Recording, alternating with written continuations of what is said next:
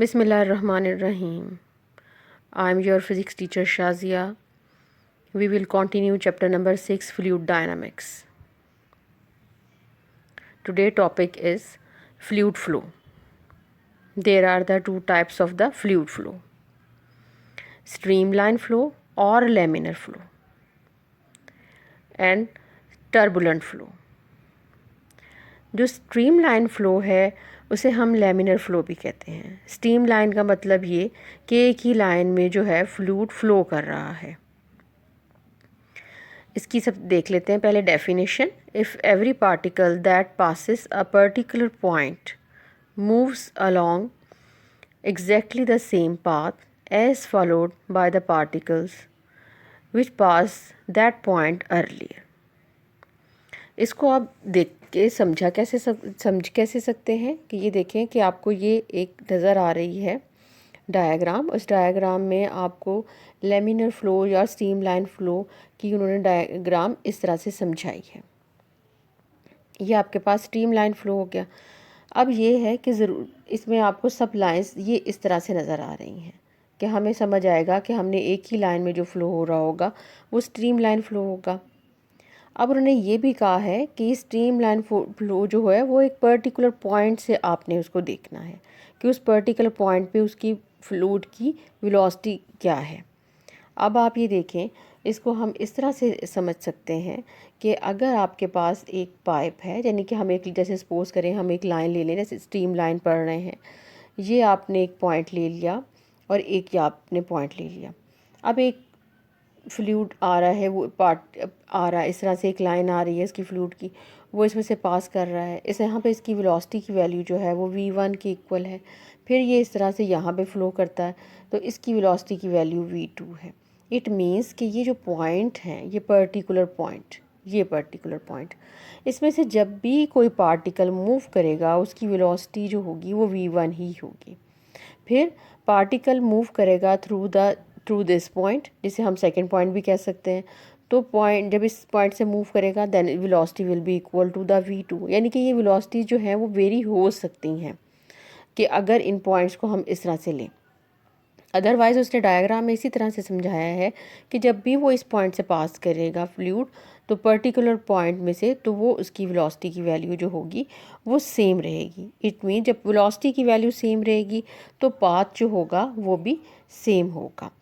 फिर उन्होंने आपको ये बताया हुआ है कि ये जो फ्लो होगा स्ट्रीमलाइन फ्लो, वो स्टडी फ्लो भी हम उसे कहते हैं, स्टडी फ्लो होगा। The different stream lines can not cross each other.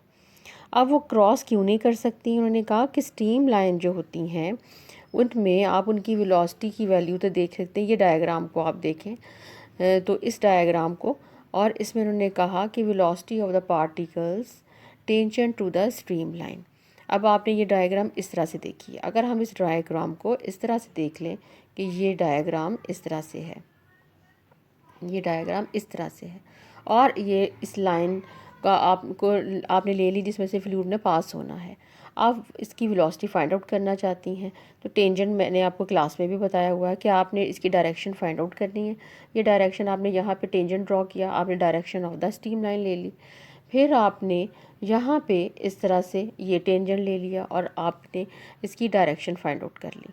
अब उन्होंने ये आपको एक और डायग्राम में, आपने ये याद रखना है कि डायरेक्शन इसकी आपने फाइंड आउट करनी है from the tangent to the line.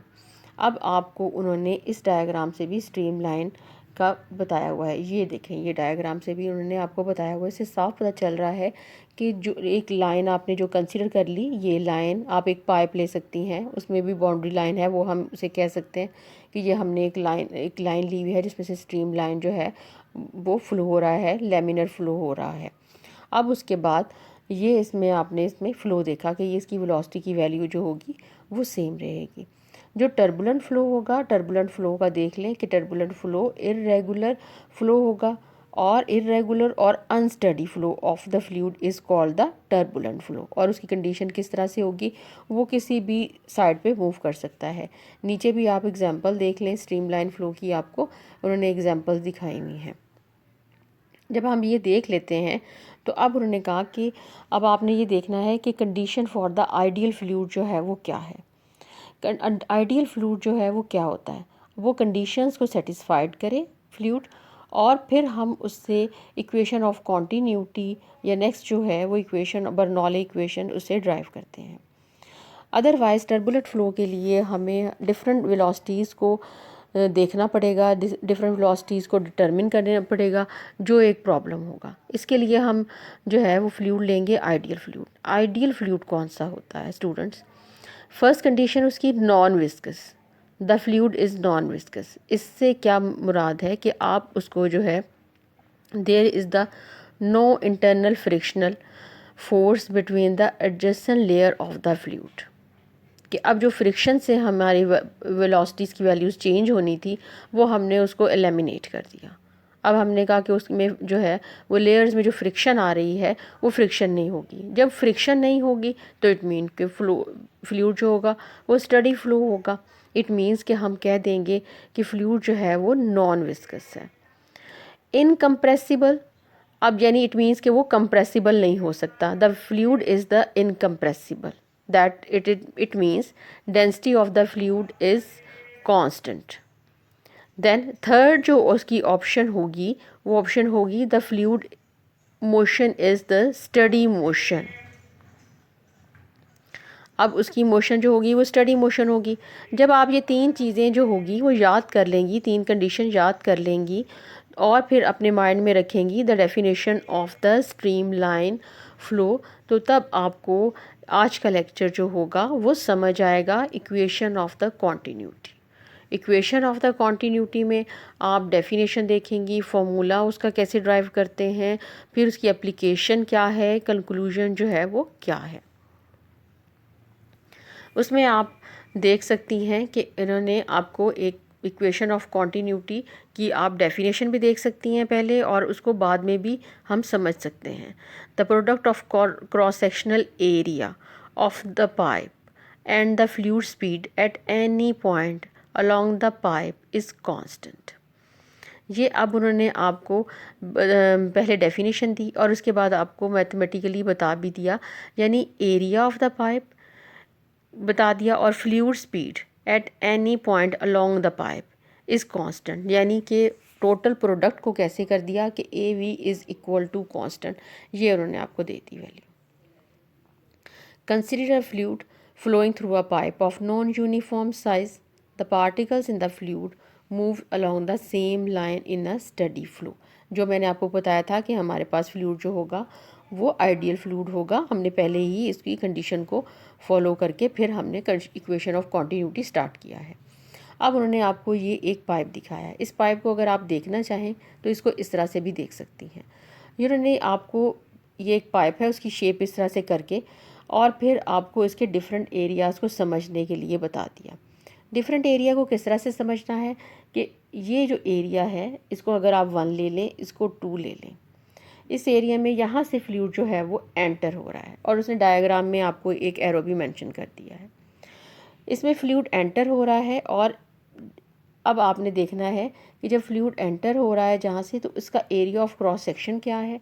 जब फ्लूइड एंटर हो रहा है तो इसका area of cross section of the pipe A1 है और वेलोसिटी V1 से वो एंटर हो रहा है।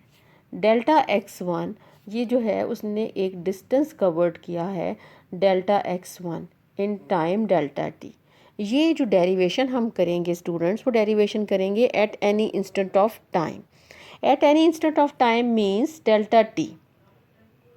डेल्टा टी के लिए स्मॉल टाइम के लिए 1 सेकेंड के लिए कह सकते हैं, मगर उसने डेल्टा टी लिखा है, इट मीन कि स्मॉल टाइम पीरियड है।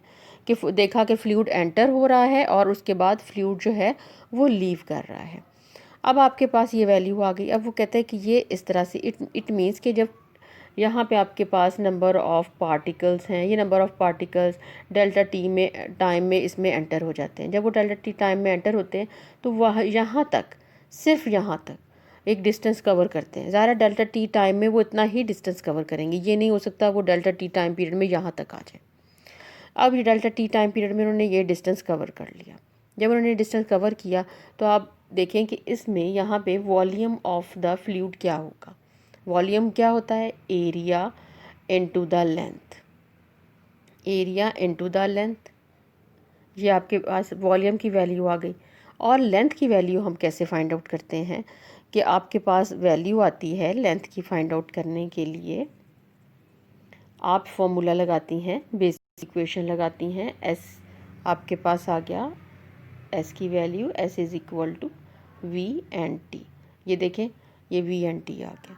जब S equal to V T आप लिख लेती हैं तो अब आपके पास जो लेंथ की वैल्यू वो बता रहे हैं वो है जी डेल्टा एक्स, जो उसने एक डिस्टेंस पार्टिकल्स ने कवर किया है कि वो एंटर हो रहा है into the pipe. Then velocity आपके पास आ जाएगी v1 वेलोसिटी, क्योंकि अभी हम जस्ट इस पोर्शन में मौजूद हैं। And time is equal to the delta T time. ये टाइम आपके पास डेल्टा टी टाइम आ गया।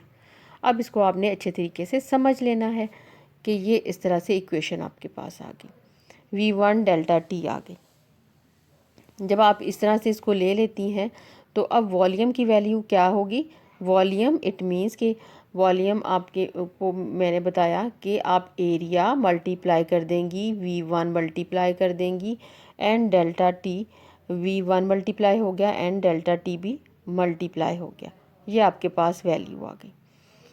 अब इसमें स्टूडेंट्स देखें कि अगर हम इसको डेरिवेशन को इस पॉइंट ऑफ व्यू से करना शुरू कर दें कि ये आपके पास ये इस तरह से आ गई। If we consider the flow for a short interval of time delta t, the fluid at lower end of the pipe cover a distance of delta x1 with the velocity v1। जैसे मैंने आपको बताया delta x1 का distance वो ले लेंगे और उसके बाद a is the area of cross section, तो देन आप वॉल्यूम फाइंड आउट कर लेंगी।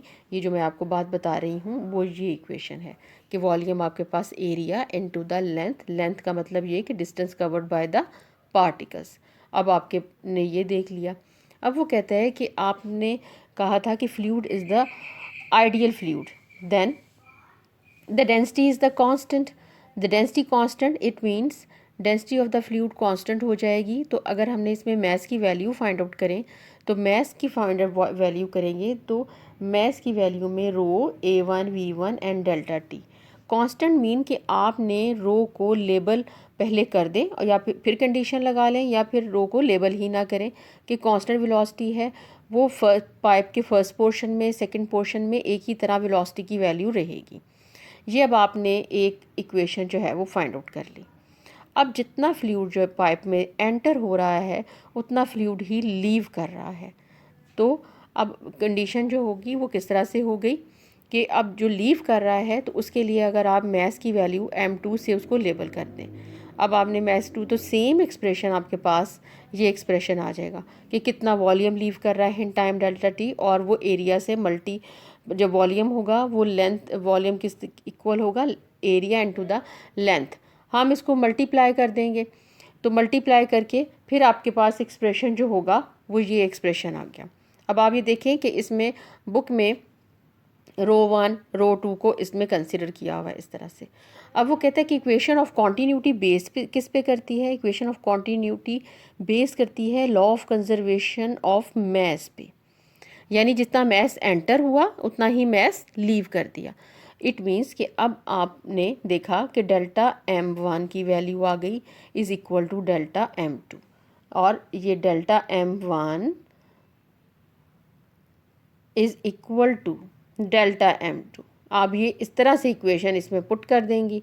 जब इसमें इक्वेशन आप पुट कर देंगी स्टूडेंट्स तो then the value of the rho is already constant, then equation will be equal to a1 v1 is equal to a2 v2 which is called the equation of the continuity. और फिर उन्होंने rule को generalise कर और rule को generalise करके ये last equation A V without any representation जो है वो कांस्टेंट कर दी कि ये अब आपके पास वैल्यू आ गई, रिक्वायर्ड रिलेशन आ गया। जब इसमें आप देखती हैं कि ये रिक्वायर्ड रिलेशन है तो अक्सर आपसे पूछ लेता है कि वॉल्यूम रेट ऑफ फ्लो क्या है। रेट ऑफ फ्लो भी इसे कह सकते हैं। और ये क्या होता है? Volume of the fluid flowing per second, यानी कि जितना भी वॉल्यूम पर सेकेंड में फ्लो हो रहा है through the any area of cross section is called the rate of flow. और रेट ऑफ फ्लो हम कैसे फाइंड आउट करते हैं कि ये आपके पास आ जाएगा rate of flow is equal to the volume divided by time. तो ये वॉल्यूम डिवाइडेड बाय टाइम की आपके पास वैल्यू आ गई। अगर आप इसकी देख लेती हैं कि एग्जांपल देखती हैं या आप इसकी एप्लीकेशन में देखती हैं, तो आप ये देखें कि इक्वेशन ऑफ कॉन्टीन्यूटी की एग्जांपल में आप the movement of the river उन्होंने आपको डिफरेंट एरियाज़ दिखाए हैं और with the velocity of the v1 v2 velocity को मेंशन करके आपको ये एग्जांपल भी दिखा दी है। इसको आपने अच्छे तरीके से इसकी डेरिवेशन एंड डेफिनेशन देख लेनी है और एक मर्तबा अपने हाथ से ड्राइव करेंगी, फिर ही आपको समझ आएगी। Thank you so much. Allah हाफिज़।